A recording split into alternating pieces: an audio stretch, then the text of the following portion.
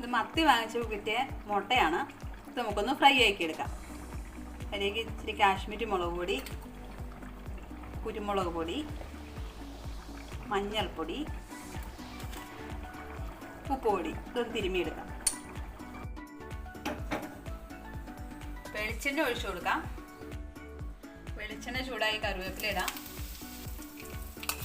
മസാല തിരുമ്മി വെച്ച മത്തി മുട്ട ഇതിലേക്ക് ഇട്ട് കൊടുക്കാം. മത്തി മുട്ട തിരിച്ചിട്ട് കൊടുക്കാം.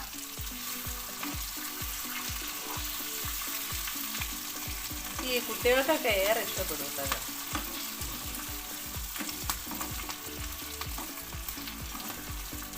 മത്തി മുട്ട ഫ്രൈ റെഡി.